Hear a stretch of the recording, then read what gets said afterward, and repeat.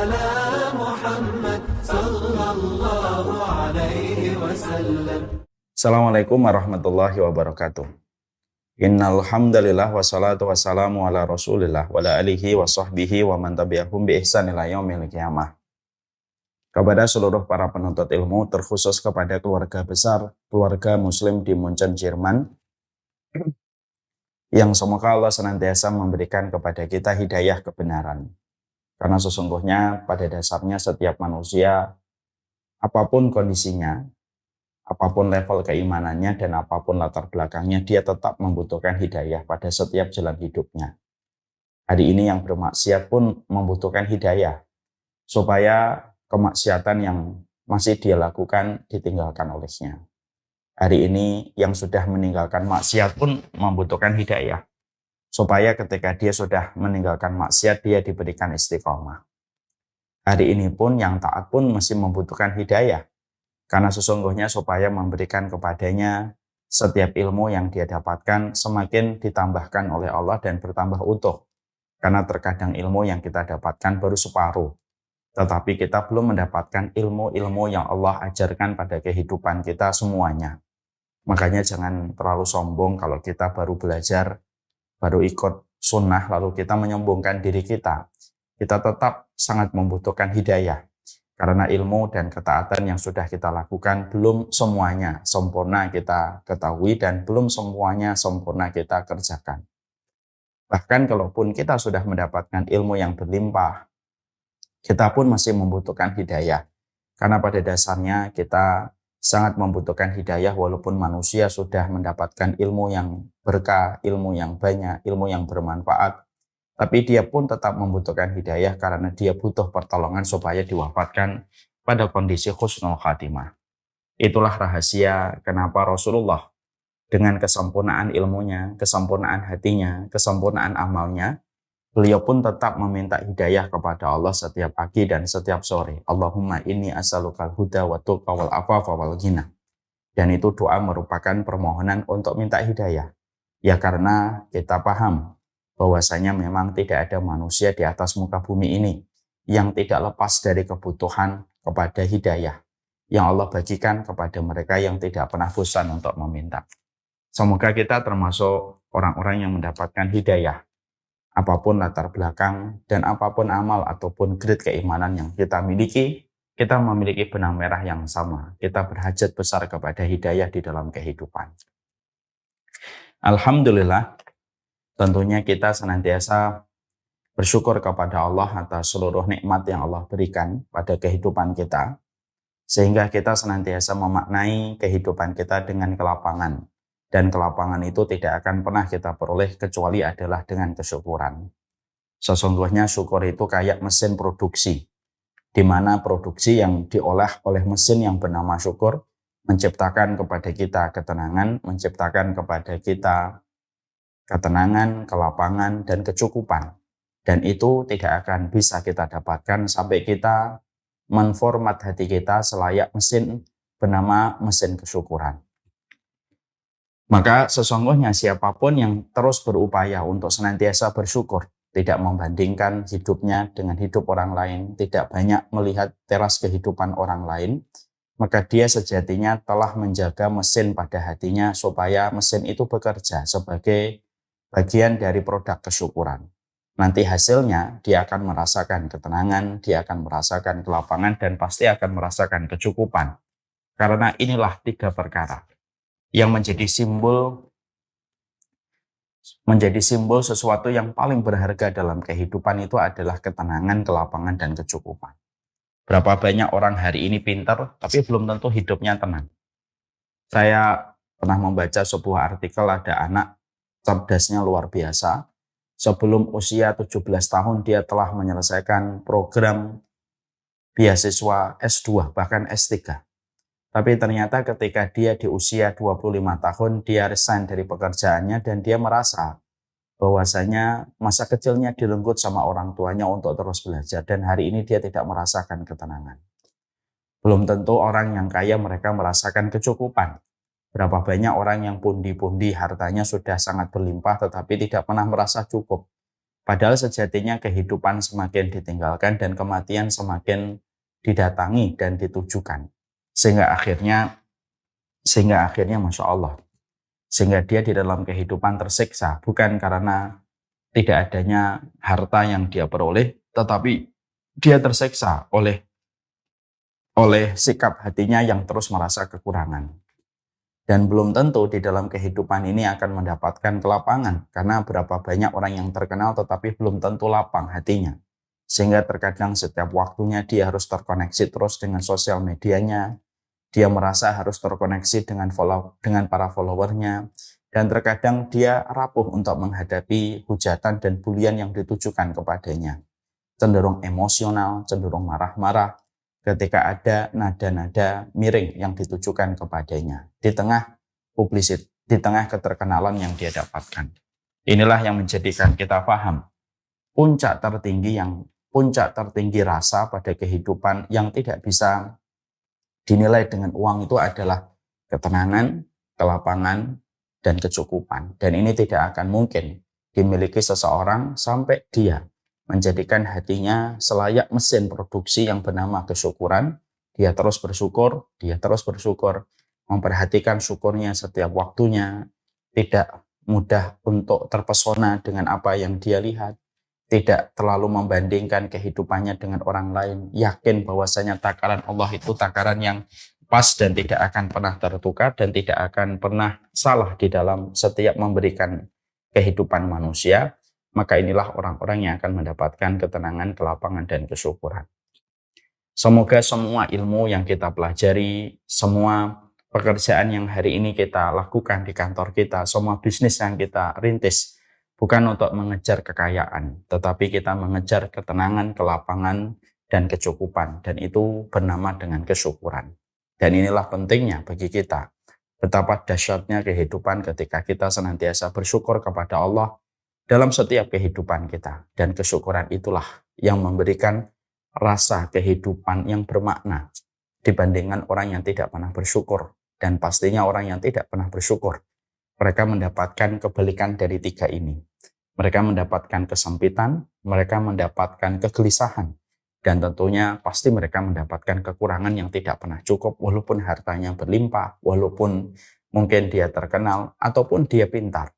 Tapi ternyata kalau dia tidak bersyukur, kegelisahan akan dia dapatkan, kesempitan akan dia peroleh, dan tentunya kekurangan akan senantiasa menghiasi pikirannya dan hatinya setiap waktu dan setiap saat.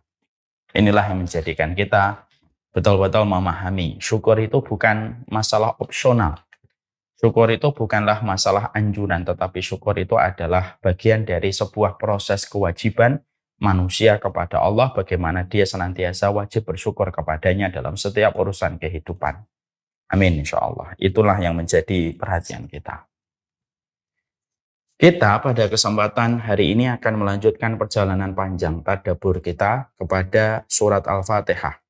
Tentunya kita semuanya paham betapa besarnya surat Al-Fatihah memiliki posisi dan kedudukan dalam kehidupan kita sebagai orang yang beriman kepada Allah.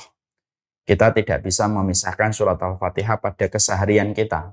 Karena minimal 17 kali kita membaca surat Al-Fatihah, dan saking begitu agungnya surat Al-Fatihah, sampai-sampai sholat kita yang termasuk pada puncaknya agama, yang termasuk pada tiangnya agama, tidak akan diterima sampai seseorang benar ketika membaca Al-Fatihah di dalam setiap rakaatnya. Saya khusyuk, antum khusyuk, tapi kita sengaja tidak membaca Al-Fatihah di dalam sholat kita, walaupun kita bertabur dengan khusyuknya hati kita, meneteskan air mata ketika kita melaksanakan sholat, tapi sengaja kita tidak membaca Al-Fatihah. Maka semua khusyuk yang kita rasakan, air mata yang jatuh, kesedihan ketika kita mengucapkan takbir tidak akan diterima sama Allah. Sampai kita membaca surat Al-Fatihah, menunjukkan sepenting itulah surat Al-Fatihah pada kehidupan, dan surat Al-Fatihah memberikan petunjuk besar pada kehidupan dan menciptakan banyak keberkahan di dalam kehidupan manusia kalau mereka mengambil satu persatu apa yang menjadi makna di dalam Al-Quran dan menjadikan makna itu menjadi petunjuk di dalam kehidupan. Kita tentunya di satu sisi harus paham bahwasanya Di antara muamalah dan interaksi kita di dalam Al-Quran bukan hanya sekedar membaca, bukan pula hanya sekedar untuk menghafalkan Al-Quran. Tapi interaksi kita kepada Al-Quran itu adalah membacanya, menghafalkannya, berinteraksi kepada maknanya, mengambil setiap poin hikmah pada setiap ayat yang Allah kabarkan dan merealisasikan pada kehidupan dan mengeksekusi di dalam perbuatan. Inilah interaksi kita kepada Al-Quran. Karena kita tidak akan mungkin mendapatkan kebaikan Al-Quran sampai proses yang kita berikan kepada Al-Quran itu sesuai dengan apa yang Allah perintahkan. Kalau kita hanya sekedar membaca, hanya sekedar mengetahui artinya, tapi tidak mengetahui maknanya, tidak merealisasikan pada kehidupan, maka Quran itu tidak akan memberikan apapun pada kehidupan kita. Dan itu yang kita khawatirkan. Makanya kita mendapatkan ada sebuah hadis dari Rasulullah SAW dalam derajat yang sahih. Ketika baginda Nabi SAW dalam hadis yang disahihkan oleh para ulama, Syu'aib al-Arnaud, disahihkan oleh Imam Al-Bani, disahihkan pula oleh Ahmad Syakir, tiga-tiganya ulama pakar dalam hadis. Rasulullah itu pernah mengingatkan kita untuk waspada bagaimana interaksi kita kepada Al-Quran. Ketika beliau, Nabi bersabda, aksaru munafiqi hadihil ummah qurra'uha. Sesungguhnya munafiknya umat ini kebanyakan dari mereka yang menghafalkan Al-Quran. Itu dikatakan oleh Rasulullah SAW. Ini cukup mengagetkan. Bagaimana kita tidak kaget? Kita selama ini berasumsi, kita selama ini berpikir bahwasanya orang yang menghafalkan Al-Quran itu harusnya tidak boleh menjadi munafik. Tapi justru Rasulullah mengingatkan kepada kita, munafiknya umat ini kebanyakan dari mereka yang menghafalkan Al-Quran. Bukan berarti kita tidak menghafalkan Al-Quran, salah. Tapi riwayat itu justru memberikan kepada kita proses perenungan untuk mengetuk pintu kesadaran kita bahwasanya jangan sampai kita hanya membaca, jangan sampai kita hanya menghafalkan saja, mempelajari bagaimana nada dan irama ketika membaca Al-Quran. Tapi justru malah kita tidak mengambil hikmahnya, tidak mengambil pelajaran pada setiap ayatnya menjadi petunjuk dan merealisasikan pada kehidupan dan mengeksekusi dalam tindakan. Karena sesungguhnya kalau hanya sekedar membaca, orang munafik pun membaca Al-Quran. Kalau hanya sekedar menghafalkan, banyak orang munafik yang mereka itu menghafalkan Al-Quran. Dan ini menjadi sebuah poin penting memberikan kesadaran kepada kita. Interaksi kepada Al-Quran itu harus diperhatikan dengan betul supaya kita tidak menjadi munafik. Makanya Umar bin Khattab juga bersabda di dalam salah satu riwayatnya, wa amma yahdimul Islam salah satun. Sesungguhnya yang merusak Islam itu ada 3. Yang pertama zallatul alim, yang pertama itu orang alim yang tergelincir. Lalu ketika dia tergelincir, dia tetap diikuti dan dipuja-puja dengan kesalahannya ketika dia tergelincir. Atau yang kedua, yaitu adalah jidalul munafik bil Quran, yaitu adalah orang munafik yang akan mendebat. Orang munafik yang akan mendebat punggawa dan para pelaku kebenaran, dan mereka mendebatnya itu dengan Al-Quran. Jadi orang munafik itu akan datang satu masa mendebat orang yang berjalan di atas kebenaran itu ya dengan Quran yang mereka hafalkan. Dan yang ketiga, yaitu adalah berkuasanya pemimpin yang menyesatkan dari jalan Allah. Dan yang menarik untuk kita soroti, dikaitkan dengan hadis yang tadi saya sebutkan, hadis yang sahih, ini ketemu relevansinya, bahwasanya memang banyak orang yang munafik, mereka menghafalkan Quran tapi justru menjadi munafik. Dan mereka pun mendebat kebenaran dengan ayat yang mereka hafalkan. Nah inilah yang menjadi perhatian besar kita, bahwasanya kenapa kita mentadaburi Al-Quran. Karena tadabur ini supaya kita bisa menyelami setiap firman-firman Allah dari ayat-ayatnya. Lalu melahirkan hikmah yang kita lihat pada setiap ayat itu. Menjadi petunjuk pada kehidupan kita untuk kita realisasikan dan kita eksekusi pada setiap tindakan kita sesuai dengan apa yang kita dapatkan ketika kita membaca, menghafalkan, mengerti maknanya dan mentadaburi setiap hikmah yang ada pada ayat itu. Dan inilah salah satu hal yang bisa. Ini merupakan salah satu hal pengecualian supaya kita terhindarkan dari sifat kemunafikan yang sudah diisyaratkan dan diprediksi oleh Rasulullah SAW. Maka inilah sejatinya yang kita harus lakukan. Makanya kita mentadabburi Al-Quran. Ini merupakan bagian dari motivasi yang saya sampaikan. Kenapa di dalam kehidupan kita senantiasa harus mentadabburi Al-Quran dan berusaha mengeksekusi dan merealisasikan pada kehidupan kita. Sekali lagi, supaya kita tidak menjadi munafik dengan Quran yang kita baca dan kita hafalkan, kalau itu hanya sekedar menjadi hiasan di pikiran kita dan hanya sekedar menjadi sebuah aktivitas lisan saja, tetapi tidak berakar kepada sebuah tindakan. Setelah kita mengetahui betapa besarnya hajat kita kepada Al-Quran dan bagaimana interaksi kita kepada Al-Quran yang benar, mari kita lanjutkan pembahasan kita kepada ayat yang ke-7 di dalam surat Al-Fatihah. Di dalam surat Al-Fatihah ayat yang ke-7 kita memohon kepada Allah supaya kita diberikan jalan mereka yang diberikan petunjuk.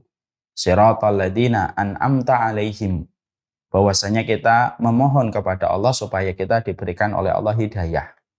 Hidayah itu adalah jalan dari orang-orang yang mereka diberikan nikmat oleh Allah. Karena ini merupakan salah satu permohonan besar. Dan ini permohonan agung, melebihi permohonan kita kepada materi dan melebihi permohonan kita kepada finansial. Dari urusan duniawi dan urusan recehan pada urusan materi. Makanya para ulama mengatakan tidak ada permohonan yang paling agung dalam kehidupan manusia, bukanlah ketika dia meminta supaya dibayarkan hutang. Bukanlah pula ketika dia meminta papan yang mungkin selama ini dia masih mengontrak.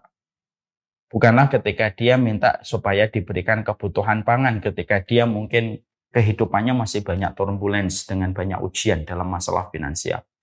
Tapi permohonan yang paling agung itu adalah permohonan ketika seseorang itu mendapatkan jalan yang benar dari jalan mereka yang diberikan kenikmatan oleh Allah Subhanahu wa taala. Karena sesungguhnya ini merupakan permohonan yang besar karena permohonan ini sangat berkaitan tentang proses keselamatan manusia dalam kehidupan di akhirat. Kalau mereka tidak mendapatkan jalan sebagaimana jalannya para nabi, maka itu sebuah kerugian yang sangat besar pada kehidupan mereka. Makanya Allah menyampaikan di dalam surat Al-Furqan ayat yang ke-25, wa yauma ya'uddu dhalimu 'ala yadayhi yaqulu ya laitani takhadtu ma'ar rasuli sabila. Makanya ayat yang ke-7 dalam surat Al-Fatihah penjelasannya akan lebih gamblang kalau kita kaitkan dengan surat Al-Furqan. Ketika Allah itu menyampaikan kondisi mereka manusia yang sangat-sangat merasakan kerugian itu luar biasa, masuk pada titik terdalam ulu hatinya. Jadi ini penyesalan yang luar biasa. Penyesalan manusia itu ketika di dunia tidak akan sebanding dengan penyesalan manusia dalam kehidupan di akhirat. Karena penyesalan manusia itu di akhirat itu sampai masuk pada ulu hati yang paling dalam. Maka sesungguhnya di situ kita mendapati penyesalan besar manusia itu pada waktu di akhirat yang masuk sampai pada ulu hatinya adalah diceritakan oleh Allah. Wa yauma ya'uddu dhalimu 'ala yadayhi yaqulu ya laitani takhadtu ma'ar rasuli sabila. Ya Allah, mereka itu sambil menggigit jari jemarinya, mereka mengatakan, ya laitani takhadtu ma'ar rasuli sabila. Ya Allah, cobalah dulu kami mengikuti jalan yang ditinggalkan dan diwariskan oleh para nabi dan para rasulmu. Ini menunjukkan bahwasanya tidak ada sebuah kerugian yang paling besar pada kehidupan manusia setelah mereka berpindah menuju kepada alam akhirat, kecuali adalah penyesalan paling besar itu bukan ketika mereka miskin, bukan ketika mereka bodoh, bukan ketika mereka mendapatkan kesempitan, bukan. Berapa banyak orang yang miskin di akhiratnya mendapatkan keridhaan dari Allah. Berapa banyak orang yang kaya juga mereka mendapatkan kebaikan ketika mereka taat. Tapi sesungguhnya perkara kerugian yang paling besar itu adalah ketika manusia tidak mendapatkan jalan Rasul. Sehingga di dalam kehidupan mereka terjebak dengan berbagai macam pemikiran-pemikiran yang tidak datang dari para nabi dan para rasul. Ada yang terjebak dengan warisan nenek moyang. Ada yang terjebak dengan kebutuhan yang menjadikan mereka menolak setiap petunjuk yang diwariskan para nabi dan para rasul. Ada yang terjebak dengan pemikiran-pemikiran yang menyimpang ketika pemikiran itu dielulukan pada zaman ketika dia hidup. Lalu dia menjadi orang yang mudah terpesona, rapuh hatinya untuk mengikuti apa yang trending dan apa yang viral. Lalu meninggalkan jalan para nabi dan jalan para rasul. Itulah kerugian yang paling besar. Sehingga akhirnya orang-orang yang semacam itulah, mereka itu betul-betul dalam kondisi yang sangat menyesal, dan penyesalan itu masuk sampai pada ulu hati mereka, di mana penyesalan itu tidak sama sekali bisa untuk dirubah kembali, dan penyesalan itu tidak bisa ada waktu dan kesempatan untuk memperbaiki. Itulah penyesalan paling besar. Jadi kalau kita mendapati ayat itu, jelas bahwasanya kenapa yang disampaikan dan diteriakkan manusia ketika di akhirat adalah tidak mengikuti jalan para nabi dan jalan para rasul, karena itulah kerugian yang paling besar. Ya, kenapa kok tidak berteriak? Dulu kenapa saya berzina? Dulu kenapa saya minum khamr? Dulu kenapa saya makan riba? Kenapa kok tidak disebutkan itu? Padahal itu juga dosa-dosa besar yang menyebabkan orang mendapatkan adab di akhirat. Memang betul itu dosa-dosa besar. Berzina, membunuh, makan riba, itu dosa-dosa besar. Tapi kenapa Allah tidak menceritakan bahwasanya orang-orang itu berkata, cobalah dulu saya tidak makan riba, cobalah dulu saya tidak berzina.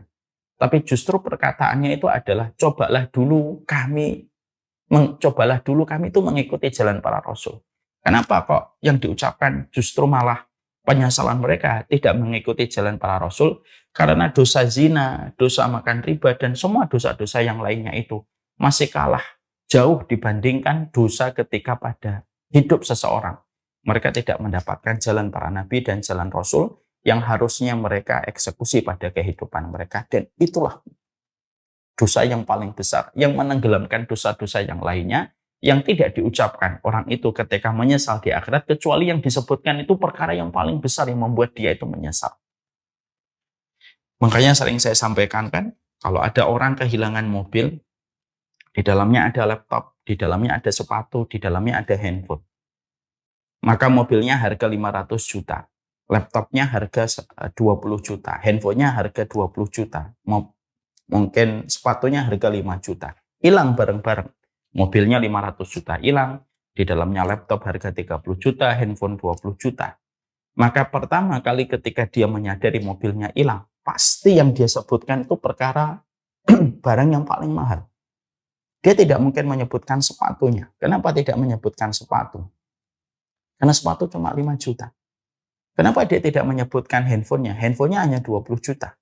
Kenapa dia tidak menyebutkan, aduh laptop saya, laptopnya hanya 30 juta. Tapi kenapa dia menyebutkan, aduh mobilnya? Karena mobilnya yang paling mahal, seharga 500 juta. Dan itulah sebuah analogi sederhana. Kenapa orang ketika nanti di akhirat, mereka mungkin berzina, mereka mungkin minum khamr, dengan sederet dosa-dosa besar yang mereka lakukan. Tapi justru yang mereka sebutkan, cobalah dulu kami ngikutin Rasul. Kenapa dulu kami mengikuti jalan bukan jalannya para nabi dan bukan jalannya para rasul? Kenapa itu yang disebutkan? Karena itulah yang paling besar dosanya di hadapan Allah Subhanahu wa taala, karena Allah sangat murka kepada orang yang Allah utus kepada mereka seorang nabi dan rasul, dan Allah turunkan kepada mereka Al-Qur'an, lalu mereka justru menceraikan kehidupan mereka dari jalannya para nabi dan menceraikan Al-Qur'an yang menjadi petunjuk pada kehidupan. Nah, itulah yang menjadikan akhirnya kita kaitkan surat Al-Furqan itu dengan surat Al-Fatihah. Makanya inilah yang menjadikan kita paham permohonan paling agung itu supaya kita mendapatkan jalannya para nabi. Supaya setan itu tidak membuat kita tercerai-berai dari jalannya para nabi dan tidak tercerai-berai dengan jalannya para rasul.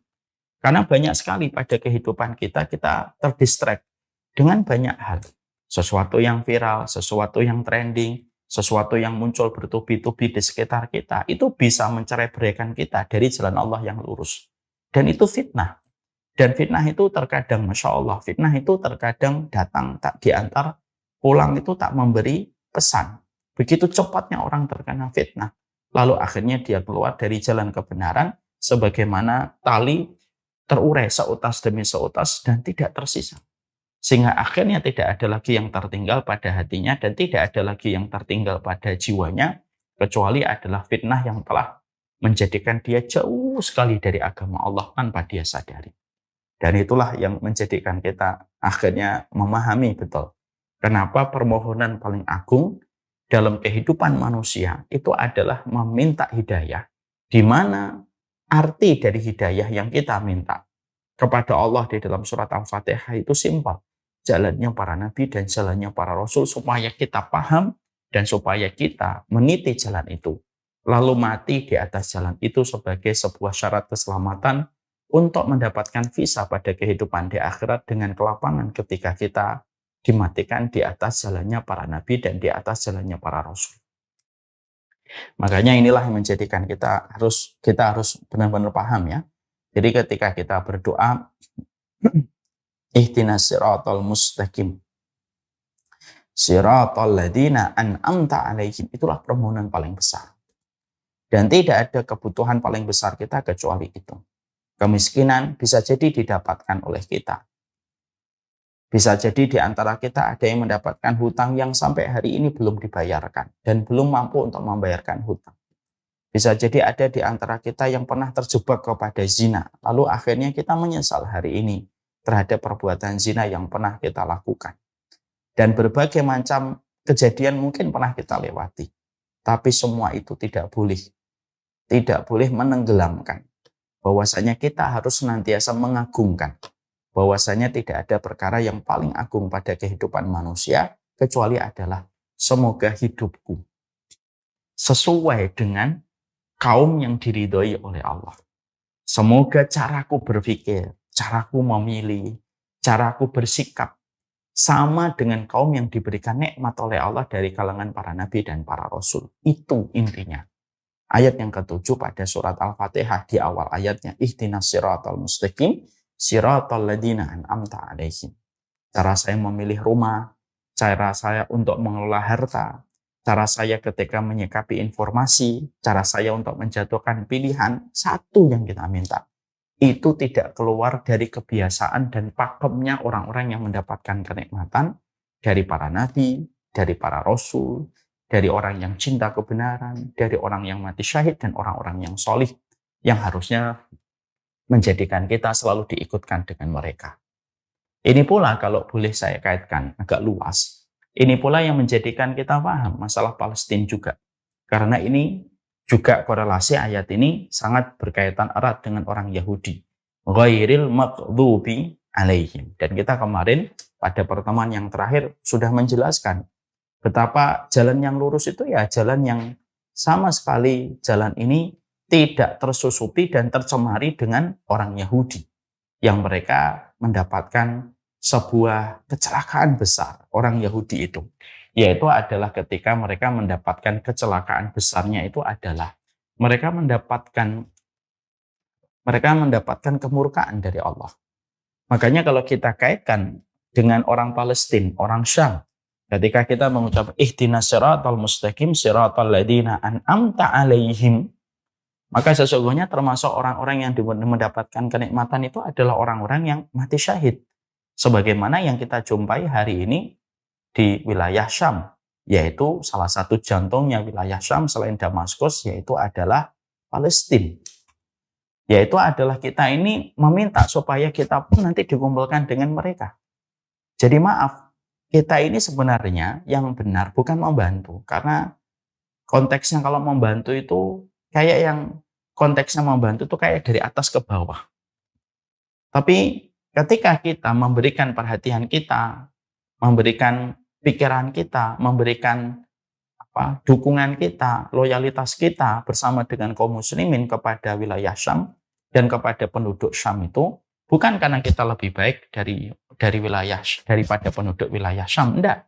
Tapi sesungguhnya untuk membuktikan diri kita bahwasanya kita itu ketika memohon sama Allah, bahwasanya kita memohon supaya jalan kita, sikap kehidupan kita tidak bertentangan dengan kehidupan para nabi, para rasul, dan kehidupan orang-orang yang diridhai oleh Allah Subhanahu wa taala, maka sesungguhnya salah satunya orang yang mati syahid. Dan mati syahid itu hari ini menjadi salah satu di antara pemandangan indah yang menakjubkan di wilayah Syam. Dan kita bukan membantu, tapi membuktikan bahwasanya diri kita mencintai mereka, sebagaimana yang kita sebutkan ketika membaca ihdinas siratal mustaqim, supaya apa yang kita lakukan, keringat yang kita berikan, bantuan yang kita alirkan, loyalitas yang kita salurkan untuk mereka, itu bisa memantaskan kita untuk dikumpulkan bersama dengan mereka. Supaya kita membenarkan apa yang dikatakan oleh Rasulullah. Anta ma'aman ahbabta. Sesungguhnya kamu akan bersama dengan orang yang dicintai oleh Allah. Sesungguhnya kamu bersama dengan orang yang kamu cintai. Dan kita mencintai kaum yang diberikan nikmat oleh Allah. Dan salah satu kaum yang diberikan nikmat oleh Allah itu siapa? Para syuhada. Yang itu kita didapatkan di dalam surat An-Nisa. Mari kita buka surat An-Nisa. Allah menyampaikan kepada kita pada surat An-Nisa 69. Wa may yuti'illaha wa rasulah fa ulaika ma'al ladzina an'amallahu 'alaihim minan nabiyyin was-siddiqin wasyuhada was-salihin wa hasuna ulaika rafiqa. Para ulama tafsir, mau kita membuka tafsir di tafsir Al-Qur'anul Azim, mau kita membuka tafsir Imam At-Tabari, para ulama tafsir jumhur mereka mengatakan korelasi ayat ihdinas siratal mustaqim siratal ladzina an'amta 'alaihim itu korelasinya dikaitkan dengan surat An-Nisa ayat ke-69. Siapa orang yang diberikan nikmat, yang kita minta petunjuknya supaya cara kita berpikir, cara kita mengelola harta, cara kita punya rumah, cara kita mengelola istri, cara kita punya keluarga, cara kita mendidik anak, itu tidak keluar dari pakem kebiasaannya dan trennya kehidupan orang-orang yang solih dari para nabi dan para rasul. Lah, orang yang diberikan nikmat itu siapa sebenarnya? Lah, Allah jelaskan ayat yang ke-7 pada surat Al-Fatihah. Allah lalu sampaikan ayat yang ke-7 pada surat Al-Fatihah. Lalu Allah sampaikan penjelasannya secara lebih detail dan lebih mendalam pada surat An-Nisa ayat 69. Allah lalu sampaikan siapa itu orang yang diberikan nikmat, yang kita minta. Yang ini termasuk permohonan paling agung dalam kehidupan. Karena sesungguhnya permohonan paling agung bukan dibayarkan utang, bukan mendapatkan istri solehah. Memang itu permohonan baik. Tapi dia tidak termasuk pada permohonan puncak. Permohonan puncaknya manusia itu ya ihdinas siratal mustaqim. Itu kata para ulama. Jadi permohonan puncaknya orang beriman itu ya ihdinas siratal mustaqim siratal ladzina an'amta. Itu permohonan paling agungnya manusia.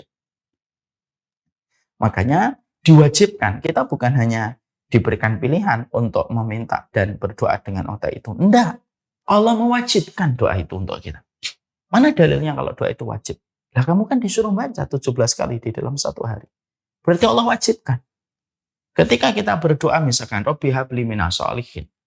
Ya, itu pada dasarnya kita masih punya pilihan untuk membaca dan tidak setiap harinya.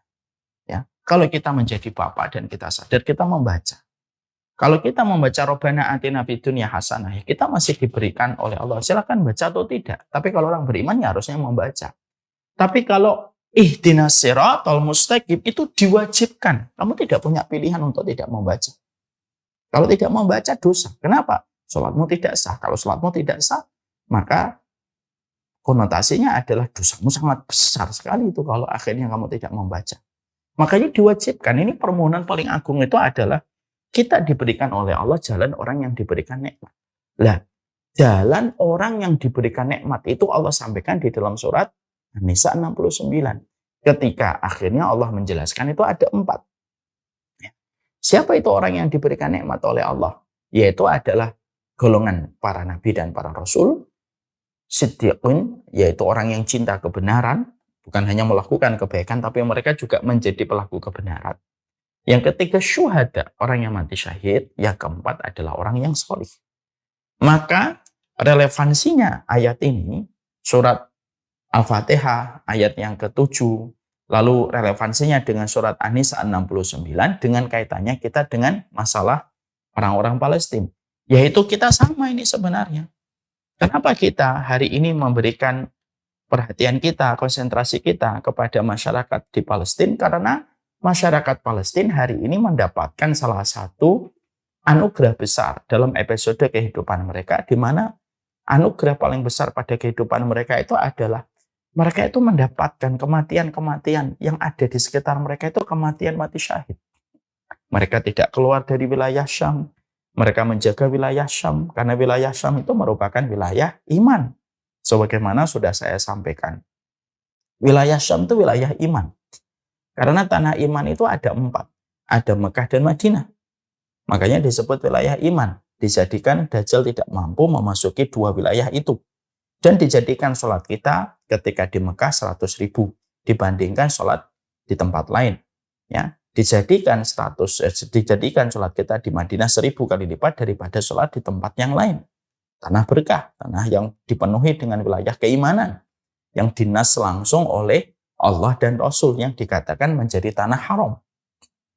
Yang ketiga wilayah yang diberkahi oleh Allah dan menjadi wilayah iman itu wilayah Syam.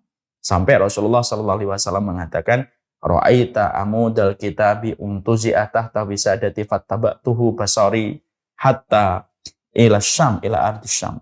Saya pernah bermimpi, di dalam mimpiku Allah menancapkan tonggak-tonggak kitabullah yang menunjukkan kemenangan yang ditancapkan di setiap wilayah. Dan aku mengikuti kemana wilayah-wilayah itu yang nanti ditancapkan di dalamnya kitabullah. Dan aku mengikuti terakhirnya itu puncaknya kemenangan itu ditancapkan oleh Allah di wilayah Syam. Wilayah iman. Ini pula yang kita jumpai ketika Rasulullah SAW mengatakan kepada Hudzaifah ibnul Yaman, kalau kami harus pergi dari kota Madinah, wilayah manakah yang kami harus tuju ya Rasulullah? Nabi tidak menunjuk wilayah Asia, Nabi tidak menunjuk wilayah Eropa. Nabi menunjukkan arah telunjuknya kepada Hudzaifah ibnul Yaman, alaika bisyam. Sesungguhnya kamu pergilah ke wilayah Syam. Sesungguhnya innallaha takaffala li bisyami wa ahli. Allah itu telah menjaminkan kepadaku bagaimana keimanan para penduduk wilayah Syam dan bagaimana keberkahan wilayah Syam.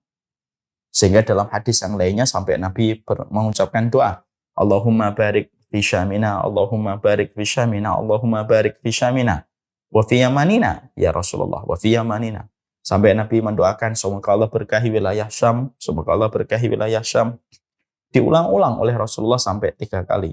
Sampai ada satu sahabat yang berseloroh, bagaimana dengan Yaman ya Rasulullah? Barulah Rasulullah menyebutkan wafi Yamanina dan juga untuk keutamaan Yaman. Ini pula yang menjadikan kita memahami apa yang dikatakan oleh Rasulullah SAW, bahwasanya Nabi mengucapkan dalam sabdanya, Inna malaikatar rahman basitatun ajnihatiha ala ardi Syam. Sesungguhnya Allah itu mengepakkan, sesungguhnya para malaikat itu mengepakkan sayapnya dan tidaklah mereka mengepakkan sayapnya kecuali di atas wilayah Syam. Ini semuanya merujuk kepada keberkahan penduduk Syam. Makanya mereka mendapatkan keberkahan. Ya. Dan kita kenapa harus mendukung mereka? Karena ini sebenarnya realisasi dari sebuah ayat. Ihdinas siratal mustaqim. Ya Allah, berilah kami petunjuk yang lurus. Petunjuk dari trennya orang-orang yang engkau berikan nikmat. Siapa itu? Para nabi, para rasul, orang yang cinta kebenaran, dan para syuhada. Dan salah satunya hari ini kita dipertontonkan secara nyata bagaimana orang-orang yang mereka menjaga wilayah Syam, mereka satu persatu mati syahid ketika mereka menjaga wilayah mereka. Makanya ini menjadikan kita akhirnya paham, ini merupakan bagian dari realisasi dari doa yang kita ucapkan ketika kita minta supaya kita diberikan jalan sebagaimana jalan orang yang diberikan nikmat oleh Allah, dan orang yang diberikan nikmat itu orang mati syahid. Bagaimana mereka tidak diberikan kenikmatan? Kita mendapati kejadian nyata, betul-betul testimoninya nyata, tidak dirangkai dengan kedustaan. Bagaimana kita mendapatkan orang-orang di Syam itu ketika mereka wafat beraroma kasturi, bagaimana mereka tidak mendapatkan keutamaan? Setiap harinya mereka senantiasa diserang. Mungkin dari semenjak kecil mereka sudah terbiasa mendapatkan serangan. Sampai akhirnya hari ini dijadikan serangan itu betul-betul luar biasa, menarik dan menyedot perhatian seluruh manusia di atas muka bumi hari ini. Apa yang terjadi di Syam itu. Dan mereka Masya Allah, mereka tidak mau keluar. Padahal mereka punya pilihan untuk keluar kalau mereka betul-betul berusaha. Tapi mereka tetap mewakili kaum muslimin di timur dan barat, utara dan selatan. Untuk tetap menjaga wilayah Syam. Mereka punya izah untuk berada di tempat itu. Mereka tetap menjalankan kehidupan mereka sebagaimana perintah di dalam kitabullah dan sunnah. Dan mereka mendapatkan kemuliaan dengan adanya banyak orang yang mati syahid di antara mereka. Nasabuhu hakada. Ya beginilah kita melihatnya, semoga Allah menerima sebagaimana prasangka kita. Maka inilah yang menjadikan kita akhirnya paham korelasinya jadi kuat. Jadi kita bukan membantu, tapi sejatinya kita, supaya kita itu mendapatkan jalan orang yang diberikan nikmat sama Allah, ya berarti kita itu memberikan loyalitas kita kepada orang-orang yang diberikan oleh Allah kenikmatan. Dan siapa orang yang diberikan oleh Allah kenikmatan? Ya ada di ayat ini. Ada di ayat ini. Yaitu adalah para nabi, yaitu adalah wa may yuti'illah wa rasulahu fa ulaika ma'alladina an'amallahu alaihim minan nabiyyin wasiddiqin wasyuhada. Ini syuhadanya ini ada di wilayah Syam hari ini. Ya ada di wilayah Palestina. Ya, dan itu yang memberikan kepada kita bahwasanya keberkahan itu luar biasa. Mungkin ada yang bertanya, Ustadz, di dalam surat Al-Isra ayat yang pertama kita mendapati bahwasanya wilayah Syam itu wilayah yang diberkati oleh Allah. Kita menjawab, iya. Nah, mungkin ada yang mengatakan, loh, keberkahannya itu apa, Ustaz? Bukankah mereka mendapatkan peperangan, penduduknya dalam kondisi ketakutan, ada seorang bapak kehilangan beberapa anak sekaligus, ada seorang istri kehilangan suaminya, kehilangan anaknya sekaligus, dan dia pun harus patah kakinya ketika dia juga harus bertahan hidup. Di sisi yang lainnya dia mencari suaminya sudah wafat, mencari anaknya masih di dalam tumpukan-tumpukan puing gitu. Kita mendapati ada anak-anak yang tidak lagi berjumpa dengan bapaknya ketika bapaknya dipanggil-panggil di dalam reruntuhan dan tidak sama sekali menyangkut panggilan dia gitu. Lah, arti berkahnya mana, Ustaz? Bukankah berkah itu kan harusnya remah, gemah, lempah, rojinawi? Bukankah harusnya itu kalau berkah itu harusnya tenang? Ya tidak selalu harus gitu yang namanya berkah. Allah menyampaikan subhanalladzi asra bi abdihi lailan minal masjidil harami ilal masjidil aqsa alladzi barakna haulahu. Alladzi barakna haulahu. Mari kita bedah. Subhanalladzi asra bi abdihi lailan minal masjidil harami ilal masjidil aqsa alladzi barakna haulahu. Maka kita mendapati pada surat Al-Isra ayat yang pertama, Maha Suci Allah yang telah memperjalankan hambanya pada waktu malam dari Masjidil Haram ke Masjidil Aqsa yang kami berkahi daerah di sekitarnya. Daerah di sekitar Masjidil Aqsa itu mana? Daerah Syam. Daerah Masjidil Aqsa itu daerah Syam, kata Rasulullah SAW. Maka sesungguhnya keberkahannya itu apa, Ustaz? Nah, keberkahannya itu adalah yang dinamakan berkah itu kan simpel. Kullu ma tuzidukum bita'ah. Apapun yang menjadikan kamu taat itu yang dinamakan dengan berkah. Kalaulah kita hari ini di Indonesia dengan berbagai macam kemaksiatan yang dilakukan oleh banyak orang, itu sebenarnya belum berkah kalau masih banyak kemaksiatan mendominasi. Tapi di Palestina kita menjumpai bagaimana orang-orangnya mungkin ada kemaksiatan, tapi tidak sebanyak kemaksiatan mungkin yang dilakukan di wilayah lain. Kalaulah para pemuda di wilayah lain mereka mengakhirkan pernikahan disebabkan sibuknya mereka untuk pacaran dan berzina. Orang-orang anak-anak muda di Palestina tidaklah mereka mengundurkan pernikahan mereka ya. Kecuali karena mereka setiap melamar seorang akhwat itu mengatakan kepada para pemuda, buktikan dulu cinta kalian kepada Allah sebelum melamar kami menjadi istri kalian. Kalau daerah kita mendapatkan keberkahan dengan air hujan, maka Palestina itu bukan hanya mendapatkan keberkahan dari air hujan, tapi mendapatkan keberkahan dengan darahnya orang-orang yang wafat ketika mereka memilih untuk tinggal dan membela wilayah Syam semata-mata karena Allah. Dan wilayah itu basah dengan darahnya para syuhada. Itu darahnya basah dengan darahnya para syuhada. Ketika daerah kita mungkin mendapatkan berbagai macam hal, kadang-kadang belum tentu kita bersyukur. Karena memang syukur itu luar biasa sulit. Orang-orang Syam itu mereka melewati proses semua dengan kesabaran. Bahkan sampai anak-anak mereka pun mati. Yang menarik adalah banyak keluarga yang disorot dalam video yang tersebar di sosial media, Instagram dan lain sebagainya. Kita mendapati bahkan orang Palestina itu, kalaupun mereka mendapati anaknya wafat, mereka tidak mengatakan laknatullah Yahudi. Tapi mereka itu menyebut nama Robnya yang menjadi kekuatan untuk mereka. Ya Allah, hasbunallah wa ni'mal wakil. Saking mereka itu begitu dalamnya mengenal Allah, menjadi sumber kekuatan untuk mereka. Sampai ketika mereka mati pun mereka tidak menghujat. Kalimat pertamanya itu tidak menghujat kepada Yahudi yang telah membunuh anak mereka. Tapi kalimat pertamanya itu adalah mereka mengatakan, Ya Rob, hasbunallah wa ni'mal wakil. Ya Rob, taqabbal. Ya Allah, taqabbal syuhada'ana. Mereka selalu menyebutkan hanya Allah lah kami mencukupkan dan sesungguhnya satu-satunya pertolongan bagi kami hanyalah Allah. Satu-satunya pertolongan itu hanyalah Allah. Dan mereka berdoa, Ya Allah, terimalah apa yang kami kirimkan untukmu, Ya Allah. Terimalah syuhada kami. Itulah keberkahan yang luar biasa yang kita jumpai ketika kita mendapati bahwasanya itulah wilayah Syam. Dan ini termasuk salah satu di antara deretan manusia yang Allah sampaikan tadi di dalam surat An-Nisa 69. Insya Allah kita menghukumi secara dohirnya, adapun batinnya milik Allah semata yang paling tahu terhadap apa yang terjadi. Inilah yang menjadikan kita akhirnya paham gitu. Jadi korelasinya ketika kita membaca ihdinas siratal mustaqim siratal ladzina an'amta alaihim, maka doa ini kan harus dibuktikan. Kita mencintai para nabi, kita mencintai para rasul. Kita memohon supaya apapun yang ada pada kehidupan kita tidak pernah keluar dari trennya orang-orang solih. Apa yang kita pilih, apa yang kita lakukan, apa yang kita kerjakan, bagaimana kita mengelola apapun yang kita miliki, keluarga, harta, semuanya. Kita minta sama Allah supaya apa yang kami miliki ini, kami mengelolanya itu sebagaimana para nabi dan para rasul ketika mengelola semua itu. Dan termasuk salah satunya sebagaimana para syuhada. Supaya kita dikumpulkan dengan mereka.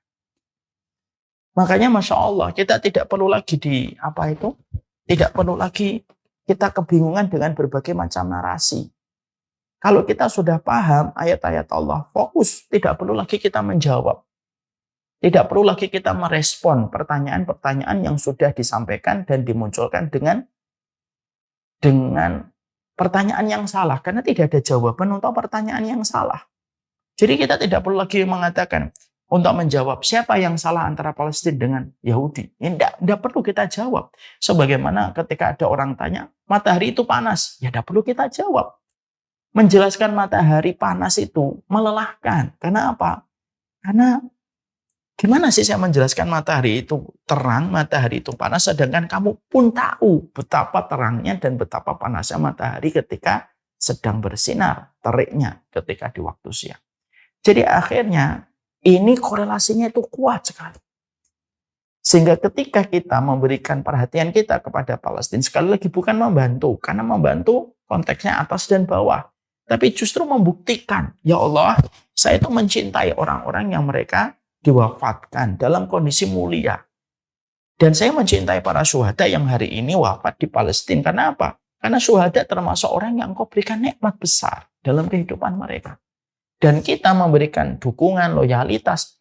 Karena untuk menaikkan grade kita di sisi Allah. Dengan kita memberikan loyalitas kita dan dukungan kita yang mengalir kepada wilayah Syam. Ya?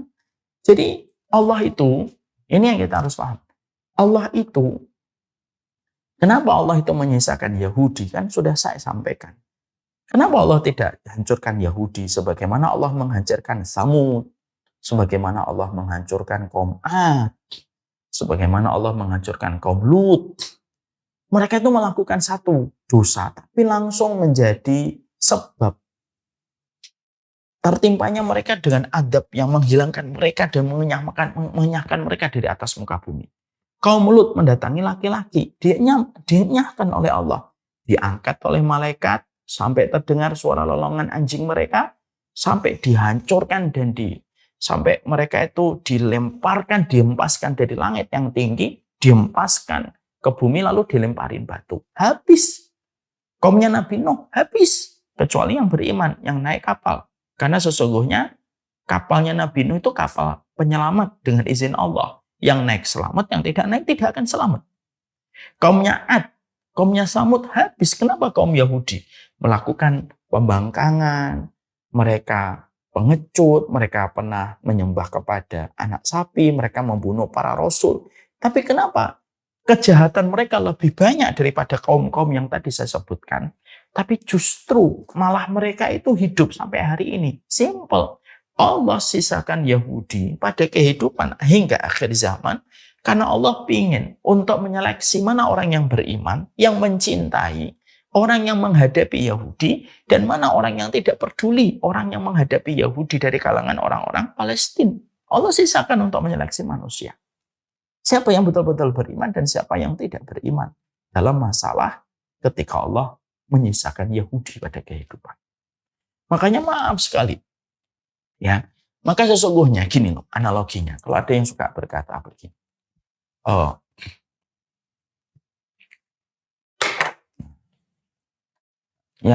Ada orang yang berkomentar begini itu. Kita tidak perlu membela, sudah dibantu sama Allah. Loh, Allah, kita analoginya gampang. Kalau ada guru memberikan selembar ujian kepada muridnya, itu bukan karena guru tidak bisa menjawab pertanyaan pada selembar ujian itu. Guru disuruh jawab 5 menit selesai. Tapi kenapa guru memberikan selembar ujian untuk para muridnya di satu kelas? Karena ujian itu menyeleksi dan mengevaluasi proses belajar muridnya selama 6 bulan.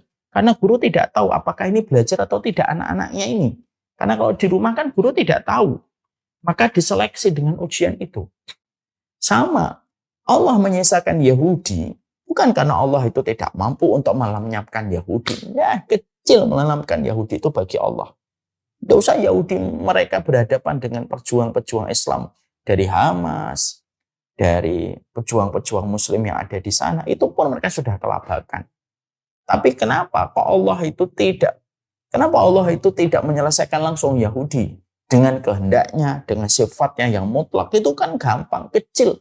Digoyang Yahudi akhirnya mati semuanya sebagaimana Allah pernah membinasakan pasukan Gajah Abraha dengan contoh yang sederhana. Burung yang membawa batu-batu dari neraka. Selesai gitu. Allah itu memberikan ujian kepada kita yang bernama Palestina dengan adanya Yahudi. Dan Allah berikan itu pada kehidupan ini. Dan tidak langsung Allah gulung itu orang Yahudi. Itu karena Allah itu pengen untuk memberikan ujian. Dan selembar ujian itulah yang bernama Palestina. Sekali lagi ini ada kaitannya dengan pembahasan kita. Makanya menolong mereka. Makanya dengan kita memberikan apa yang kita lakukan untuk mereka itu luar biasa. Ini merupakan sebuah pembuktian atas keimanan kita dari sebuah doa yang kita ucapkan. Ihdinas siratal mustaqim. Siapa yang mendapatkan siratal mustaqim? Kita kaitkan dengan surat An-Nisa 69 tadi. Salah satunya para syuhada. Orang yang hari ini sedang betul-betul mereka berdiri. Mereka menyambut serangan dari Yahudi. Mereka tetap bertahan. Mereka membalas sesuai dengan pertolongan Allah kepada mereka. Kita mencintai mereka supaya kita mendapatkan kehidupan, kita mendapatkan keberkahan dari sebuah realisasi ketika kita mengucapkan doa ihdinas siratal mustaqim, siratal ladzina an'amta alaihim. Jadi dosakah kita kalau tidak menolong orang Palestina? Dosa besar. Mau bicara masalah politik, tidak politik. Orang yang tidak membela Palestina hari ini dosa besar. Kita tentunya bersyukur sekali ya. Sampai kita menjumpai non-muslim saja. Ada pendeta, ada orang-orang beragama Kristen yang semoga Allah memberikan kebaikan untuk mereka atas pertolongan mereka, dukungan mereka kepada orang Palestina. Ini sekaligus untuk menegur orang-orang muslim yang mengaku dirinya muslim yang tidak memberikan kewajiban mereka untuk menolong orang Palestina.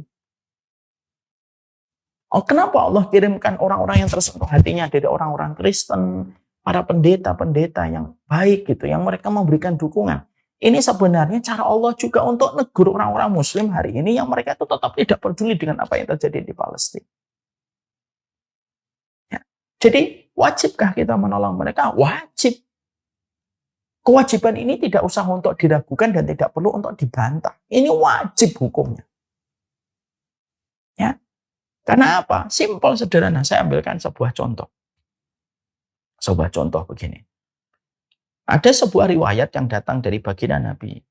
Nabi mengatakan, udibat imra'atun fi hirratin sajanatah. La hiya atlaqatha wa la hiya ta'kulu min khashasyil ardi. Ada seorang perempuan disiksa oleh Allah gara-gara menyiksa kucing di dalam kamar. Kucing itu dimasukkan kepada kamar, ditutup, dikunci rapat. Dikunci dan ditutup rapat. Lalu kucing itu kelaparan, ngeong-ngeong, tidak dikasih makan. Tidak pula dibuka pintunya supaya dia mencari makan sendiri. Dan kucing itu akhirnya kejang-kejang mati. Perempuan itu disiksa. Kalaulah membiarkan kucing saja, mati, seorang perempuan disiksa oleh Allah, dan itu dikatakan oleh Nabi, ada message, ada pesan yang luar biasa dari baginda Nabi. Kenapa kok masalah kucing ini dimasukkan dalam sabdanya? Untuk memberi pesan secara langsung kepada manusia yang hidup di atas muka bumi ini. Loh, kamu biarkan kucing mati, kamu dosa besar. Dan bisa masuk neraka. Apalagi membiarkan seorang manusia dan orang-orang yang beriman, mereka mati. Ya. Dan masalah Palestina itu bukan hanya masalah agama Islam, masalah orang-orang Kristen yang mereka diserang di gereja-gereja mereka. Masalah kemanusiaan ini. Terutama kalau adalah yang diserang orang beriman, menjadi lebih berat lagi. Ya. Kalaupun ada narasi yang mengatakan ini gara-gara Hamas, karena mereka yang melakukan serangan pertama kali, gimana sih? Kok kita bisa menerima narasi itu dari mana? Ibaratnya begini. Ada orang yang sedang melakukan pembelaan terhadap apa yang menjadi miliknya, lalu kita rame-rame mengatakan, oh ini gara-gara Hamas ini. Loh, gimana gara-gara Hamasnya? Ibarat analogi sederhananya, saya berjalan naik mobil, ada orang numpang, saya kasih tumpangan. Lalu setelah saya kasih tumpangan di perempatan jalan, dia nendang saya, mukulin saya tidak kuat dipukulin, akhirnya saya keluar dari kursi saya, jatuh, pintu terbuka sebelah kanan, saya jatuh. Lalu dia dengan santainya pindah dari kursi depan bagian kiri, pindah ke kursi depan bagian kanan. Ditutup pintunya, saya berdarah-darah. Lalu dia dengan entengnya melaju dengan mobil curian. Lalu saya di belakang, karena tidak kuat untuk menyusul. Yang saya lakukan adalah, saya melempari batu. Kadang saya lelah berhenti melemparin batu. Tapi ketika saya punya kekuatan lagi, saya lemparin batu lagi. Ketika saya menemukan tidak adanya batu, tiba-tiba saya menemukan ada senapan angin. Saya tembak dong pakai senapan angin karena saya nemukan jeder gitu. Terus, apakah tindakan saya ketika membela mobil saya yang diambil dan dirampas dengan dia memukuli saya akhirnya dianggap sebagai teroris? Lalu orang yang menjadi pencurinya dianggap sebagai orang yang dilindungi haknya dan HAM-nya? Kalau mau bicara tentang HAM, bicara dulu equal dulu. Dalam kondisi yang sama-sama satu levelnya. Tapi ketika ada orang yang merampas haknya orang, kembalikan dulu haknya orang. Setelah itu kita bicara tentang bagaimana prosedurnya hidup itu. Jangan ketika kita itu kayak orang yang main playing victim. Kayak orang NPD. Tahu NPD? Narcissistic Personality Disorder. Orang kalau NPD yang biasanya sudah parah secara psikologi, orang NPD itu nggak bisa. Orang NPD itu kebiasaannya apa? Kebiasaannya itu playing victim. Dia yang salah, tapi dia akan mencitrakan dirinya jadi korban. Itu NPD dalam dunia psikologi. Lah, Israel itu big NPD state dia itu. Negara NPD paling besar. Sudah dia yang salah, dia yang mengambil haknya, tapi dia begitu santainya menempatkan bahwasanya, oh kami ini korban. Karena kami diserang. Loh, kamu itu diserang karena kamu sedang mengambil haknya orang. Jadi kalau ada orang yang masih membela Israel sebagai penjajah Yahudi, itu sebenarnya mungkin sama-sama orang NPD itu. Ya. Makanya akhirnya apa? Ya itulah playing victim. Jadi akhirnya kita, sekali lagi kita agak melebar. Inilah yang menjadikan kita paham sekali. Jadi akhirnya inilah yang memberikan kepada kita sebuah sikap gitu loh. Kenapa kita harus bersikap jelas dalam masalah Palestina ini? Karena mereka itu orang-orang syuhada. Dan ini termasuk salah satu kaitannya dengan apa yang kita minta pada surat Al-Fatihah. Ihdinas siratal mustaqim, siratal ladzina an'amta 'alaihim. Siapa orang yang diberikan nikmat oleh Allah? Allah jelaskan dalam surat An-Nisa 69. Wa may yuti'illaha wa rasulahu fa ulaika ma'al ladzina an'ama Allahu 'alaihim minan nabiyyin was-siddiqin wasyuhada'i was-shalihin. Dan orang-orang yang mati syahid selain derajatnya para nabi dan para rasul. Dan kita memberikan loyalitas untuk mereka. Bukan karena mereka butuh kita. Kita yang butuh mereka untuk menunjukkan bahwasanya supaya kita diberikan jalan. Dalam hidup kita itu supaya diberikan berkah dengan membantu orang-orang yang mereka itu dipilih oleh Allah untuk menjaga wilayahnya. Ketika mereka, banyak di antara mereka dipilih oleh Allah untuk mati syahid. Yang kita doakan semacam itu terjadi di kehidupan barzah mereka. Yang kita mendoakan, yang kita membantu mereka supaya keberkahan itu bisa ada pada kehidupan kita. Supaya kehidupan kita selalu mendapatkan petunjuk dari apa yang kita dapatkan. Supaya apa yang kita kelola pada kehidupan kita tidak pernah jauh sebagaimana trennya para nabi, para rasul, orang yang cinta kebenaran, para syuhada dan orang solih ketika memiliki lifestyle di dalam mengurus kehidupan mereka. Jadi kita itu sebenarnya meminta ihdinas siratal mustaqim itu apa? Minta lifestyle kita itu kayak lifestyle-nya para nabi dan para rasul. Ya sudah lifestyle-nya kita, cara berpikirnya kita, kurikulumnya kita, edukasi kita, narasi kita. Ya Allah, sebagaimana para nabi dan para rasul dan orang yang cinta kebenaran dan orang yang mati syahid dan orang solih. Itu yang kita minta. Nah gimana kita akan mendapatkan kenikmatan itu? Kalau orang-orang solih, orang-orang yang mati syahid di depan kita, kita tidak memberikan loyalitas. Meminta hidupmu supaya mendapatkan jalan. Jadi orang yang diberikan nikmat. Tapi ketika kamu diperlihatkan oleh Allah, ini loh orang-orang yang diberikan nikmat. Salah satunya orang-orang solih, salah satunya orang-orang yang mati syahid di wilayah Palestina. Tapi kamu cuek. Bagaimana kamu akan mendapatkan siratal mustaqim? Dan keberkahan itu bisa hilang seketika dari kehidupan kita. Ini semoga kita paham. Ihdinas siratal mustaqim, siratal ladzina an'amta 'alaihim ghairil maghdubi 'alaihim waladdallin. Belum selesai, masih ayat yang ke-7. Ini part yang keberapanya, kalau nggak salah 3 atau 4 kalinya. Tapi Masya Allah, disinilah kita paham. Yang paling penting yang kita jadikan spotlight kajian kita siang ini itu apa? Tidak ada kebutuhan kita yang paling agung, kecuali kebutuhan kita mendapatkan jalan yang lurus. Jalan yang lurus itu apa sih? Lifestyle-nya kita sebagaimana lifestyle-nya para nabi dan para rasul. Cara kita mengelola harta, cara kita ketika mengelola keluarga, cara kita mengelola keluarga kita, harta kita, cara konsep kita berpikir dan yang lainnya. Kita harus mendapatkan lifestyle-nya sebagaimana orang yang dikasih nikmat oleh Allah. Orang yang dikasih nikmat oleh Allah itu 4.